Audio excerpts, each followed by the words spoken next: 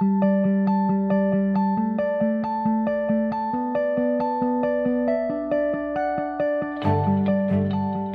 welcome to AEF TV in association with Engerati. Sorry about the background noise if you can hear it. There's a concert going on later on and it's pouring down with rain, so go figure. Don't organise open air concerts in London. We're joined now by Emily Berlin from So Energy. Emily, firstly, welcome. Thanks for making the time here. Thank you. And I did have a pleasure of doing an interview with So Energy, I think when AEF was in Barcelona, and the gentleman there was explaining a little bit about your heritage of Latin America, and we also had a long conversation about biomass and things you're doing there. But a little bit of a refresh, can you tell us a little bit about So Energy and where you are and why you're now at AEF looking at the African market? Okay, well, So Energy is one of the companies of a much larger group. We're a privately owned American company, but our history is that we have been on the ground in Latin America for more than 50 years. And in the course of the many businesses we own, we're in the banking services business and agriculture and mining and equipment, heavy equipment. We got into the energy business and have been now on the ground there in virtually every country of Latin America, doing a wide variety of things from traditional thermal energy, and now, like the market is expanding, we've expanded into alternative forms of energy as well. Solar energy projects, biomass projects, and so forth. About 5 or 6 years ago, we decided that it would be important to continue to grow our business, to take the business global, that the energy business really only makes sense looking at it from that perspective. And was that an opportunity thing, or was that one of those natural business evolutions? They say, listen, we're very dependent on one market, let's just see where we want to go, or was it literally the ability to export? I would say both. Right. In some ways the Latin American market has become saturated, it's become well known.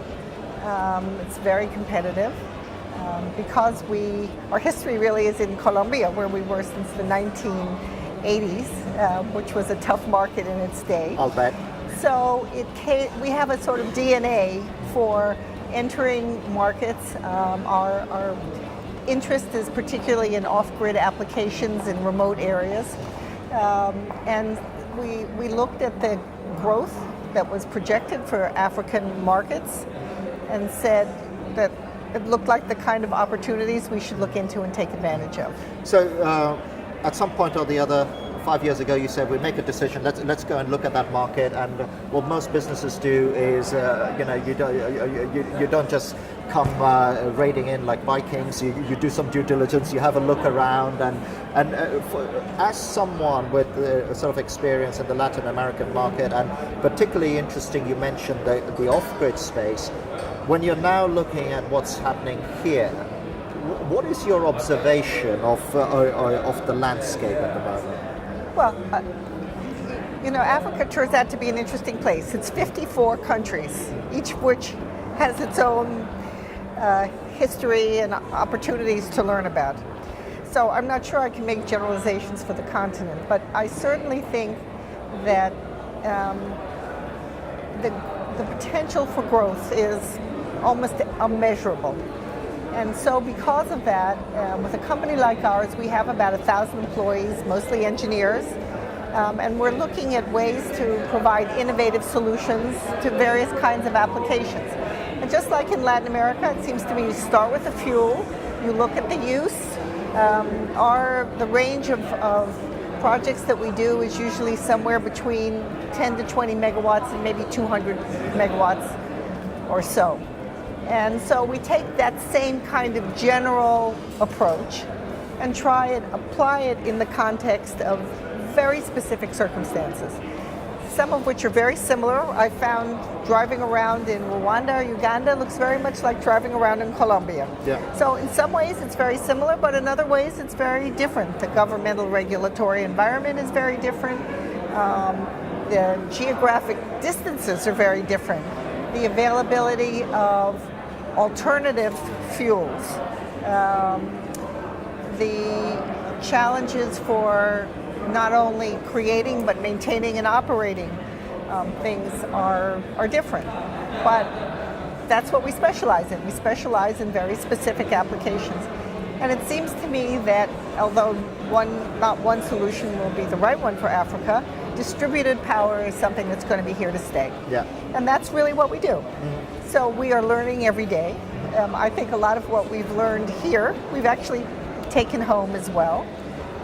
Right now, we are doing a new project in Ecuador, which is recapturing flare gas to use as the fuel, which will provide for Ecuador about a 40% savings from their current diesel applications.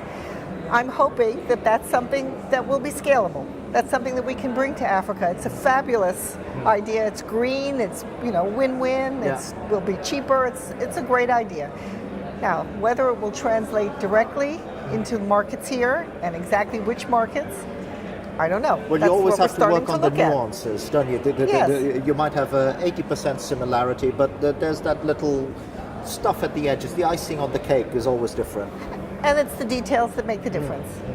So that's been the challenge and the opportunity for us. We have established an office in Dubai. I have somebody on the ground now in East Africa and in West Africa, actually. And I think it's just a tremendous opportunity to see where we go from here.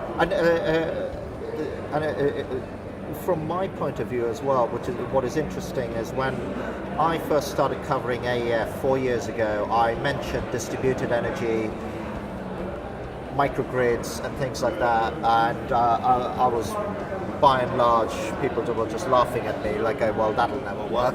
We need to put in this wacky great big grid and do it like that. I could, from a common sense perspective, that never quite worked for me. What is interesting is now the conversation is actually completely flipped. So that must be great news for a company like yours that can actually, because one of the things that I'm observing is that a lot of people who've been here, they're so entrenched in this bigger project world that a lot of this other stuff that, stuff is maybe the wrong word, but these other opportunities that can deliver real impact on the ground, people aren't agile enough or skilled enough or experienced enough to be able to deliver that. I mean, there's surely a good market gap there. Well, I think that's the nice thing about AEF, to be honest with you. This is a great place for us to network because we're just here to talk to people and find out what they think.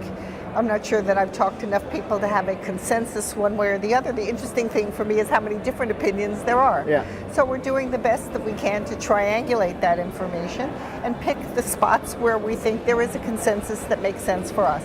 But this is a wonderful opportunity to gather a lot of people together. And over the years, I've been coming since Paris. I don't remember how many years that is, 6 or 7 years. Yeah, that's some years, yeah. And every year, the conversation is a little bit different. Yeah. But now I know people, I have a chance to speak with people, I get new ideas I'm based in Miami. Right. So I don't get a chance every day to be talking to people. And I think even somebody based in Joburg may have a different idea from somebody based in Nairobi or somebody based in Accra. And we're looking at all those different markets. So I need that kind of information, and it's been a So tremendous it's like opportunity here. an intelligence exercise. So, It is. So, what are some of the things where you go, well, that was interesting. We can take that in, and actually, have you got to a stage where you're actively involved in projects on the ground in Africa as well? We are. We now have a project in Rwanda and one in Guinea-Bissau. So we have one in each.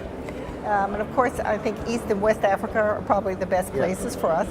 And not only will it permit me to have people on the ground locally who will give me a better point of view, it's also a chance to begin to sharpen our focus on the details for each market and how we get there, because things are changing rapidly. I mean, to me, the whole energy market itself in terms of technology is rapidly changing. I expect in 10 years' time, it's really a different kind of technology. Well, for the first time, someone said this to me, for the first time we're moving the energy market into a place where if Edison came back, he wouldn't recognize it, because for the last 100 years, if Edison did come back, he'd go, well, this is the thing I built when I invented this whole thing. Well, I think now that you mention it, that's probably true. So I think, we're not only looking at new geographic demands, new political issues. We are also looking at the realities of the economic limitations of the market and the volatility of the market. That's a reality we have to deal with. But also to be aware of technology changing and trying to keep with those changes. Otherwise, it doesn't make sense. Yeah. And to be aware of how to be increasingly efficient. After all, that's where our value added, honestly, really is. And so I've just been given the signal that we're coming to the end of our time Okay. here. Well, thank you. If I leave you with one last question, I mean, you know, you're clearly a company that looks ahead. So Latin America, you looked ahead to Africa. Are there sort of other places that you're looking to now as well? Well, the Middle East and Asia as And well. Asia, I mean, yeah. you know, we're a privately owned company and the world's a big place. So we're trying to not get too carried away. I'm just very excited about all the opportunities, and so we'll go do bit by bit as the opportunities present themselves. Brilliant. And on that note, we'll leave it. Thank you Okay. ever so much for Thank you joining us. very much. And thank you as well for watching AEF TV 2016. Thank you.